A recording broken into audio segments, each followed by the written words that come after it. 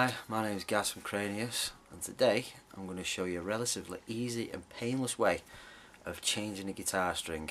So whether you're a beginner or advanced, I'm sure these tips will help you. So here we go with step one. Okay, before we do any kind of guitar string winding or cutting or whatever, you're going to need these kind of tools. Now this is a guitar winder, and as you can see, it's kind of cheap, probably about 5-10 quid. You can get ones cheaper than that. Doesn't really matter how much you spend. They're very useful tool. Comes in really handy. You can also get cutters as well for cutting the strings. However, this one does have cutters already on it, so it saves a lot of time and effort, and it's all together. So very important tool, and obviously this is what you're going to need to start off doing this first step. Okay, as you can see, we've got the guitar sat on a nice comfortable cushion there. So obviously you can use a cushion, you can use anything that's soft, it doesn't really matter. As long as it raises the neck of the guitar, gives you a little bit of space to work, makes life nice and easy for you, so when you actually guitar winding or putting a new string on. So that's another important step.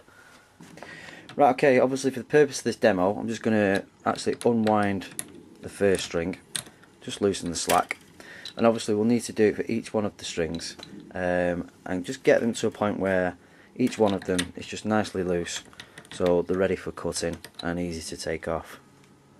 Okay, as you can see now, all the strings are pretty much nice and soft and loose. And just for illustration, I'll cut the first string, and obviously that's all you need to do, because what that enables you to do is to cut them without the neck just dramatically just bending back to its shape, which can obviously affect the truss rod and so on and so on. So you've kind of pre-done it, and it takes all that tension away, so it stops anything nasty happening to your guitar. And obviously we'll cut the rest of these now. Okay, so you'll notice pretty much that I've cut all 5 strings. I've left the last one on. Now it can either be this one or the first one. It doesn't really matter.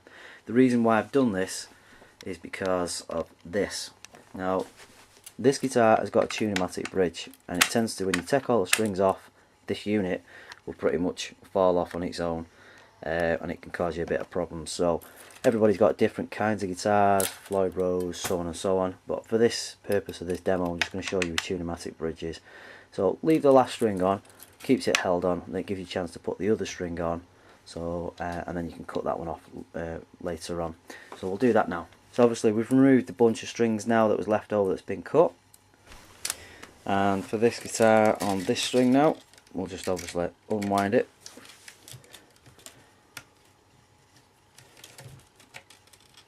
Usually pretty easy to do.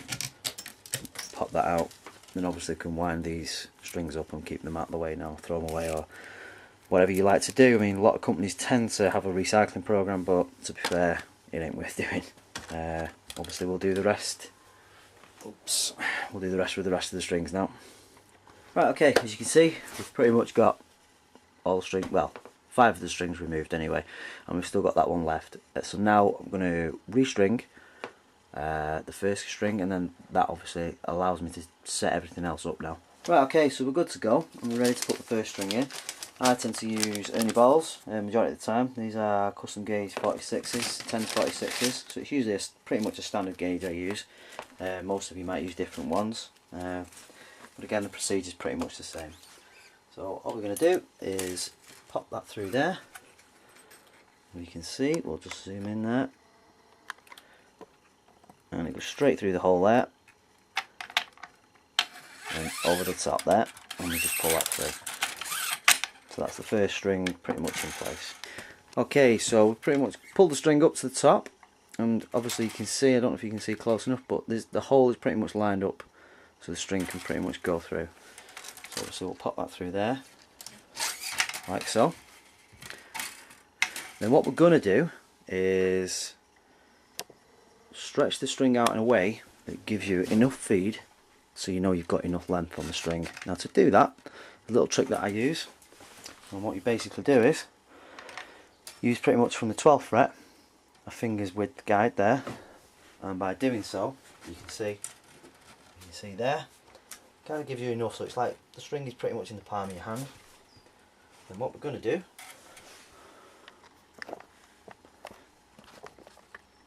is a little twist technique. Okay, as I was showing you earlier, obviously we did the gauge, so we knew how much relief we need to have in the string, and that kind of gives you a guide so you've got enough winds to actually go on. Now what I tend to do is do a little locking technique which stops any string slippages, and the reason why I do that is so when you're sort of tuning up or you're playing, you don't want the guitar to just drastically shoot out and detune itself. So what I tend to do is, you can see here, go straight through the string, the actual string hole I should say, tuck it under as if you're going sort of clockwise. Obviously for this guitar it's going to be this way because all the pegs are the same way, but with different guitars that have different tunes on the other side, then it's going to be slightly different again, so you'll do it in the opposite way. But for this purpose, so we go clockwise, over, underneath the actual string here, wrap it over again, as if it's going away from you, and obviously we want the string to be wound underneath the actual hole here, or the actual peg I should say, and obviously we just wind that string on. Obviously we've left ourselves enough relief. Make sure that when you're doing this as well, the string goes underneath what you're actually doing there. You should be left with pretty much enough winds, and obviously we need to make sure that it sits on the saddle. And as you can see there, we're left with pretty much enough wind, so again 2 or 3 winds, 3 at the most. You can always leave a little bit more for the thinner strings, and that's pretty much your first string done.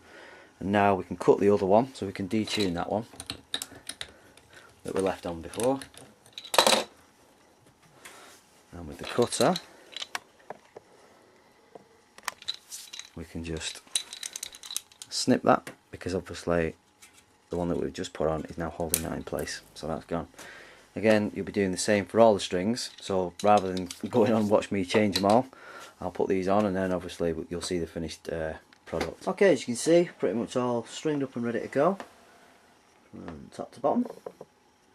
And obviously, as I failed to mention earlier, all the strings are sat correctly in the saddles. So if we just show you that, so they're all correctly sat in there and resting on the intonation pegs, or the saddles as they're called.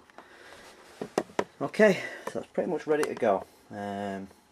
However, what we need to do is now stretch the strings out. And what we mean by stretching the strings out is you're going to need, obviously for this, to have a tuner of some kind. I tend to use one on my effects unit, and it's a simple case of stretching out the string, each one of them, like so, and then retuning again. And obviously I'm just doing it by pitch, by ear.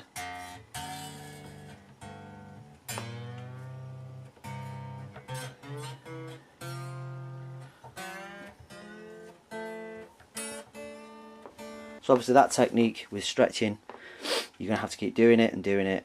So it's basically stretch the string, retune, stretch the string, retune.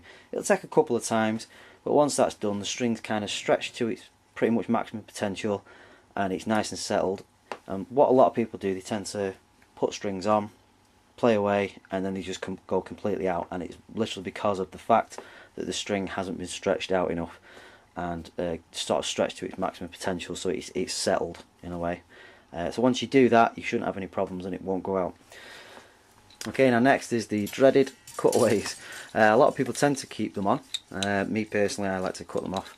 The best way to do it is obviously just take the string, cut it to as close as you can. Doesn't have to be too short, don't have to be too long, but pretty much round about there is a pretty much right. It's a good sort of decent length. I'll just zoom in so you can see better. So obviously right about that sort of distance is just right. So obviously you've got a little bit left over. What you need to do then, if you can, and you've got the strength to do it, just kink it over a little bit, keeps it out of the way, stops people from catching it, and stops you from, obviously whipping people's eyes out and all sorts of stuff. And that's pretty much it. Do the same with all of them. Okay, that's pretty much it. As you can see, it's fairly simple to do. If you sort of stick to those little tips, it can make life a hell of a lot easier for you when you're actually, restringing a guitar. If you want to check out any more, we've got more videos to be coming from me, myself, which is Gary, and I'm from a band called KRANIUS.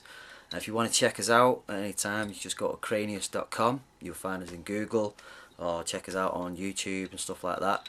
I'm pretty sure the rest of the guys at some point will probably be doing their own videos as well, their little tips. And hopefully next week I'll have another video, and it's going to be on intonating. Intonating is not something that a lot of people tend to know a lot about, so it's a little bit of a mystical art, so to speak.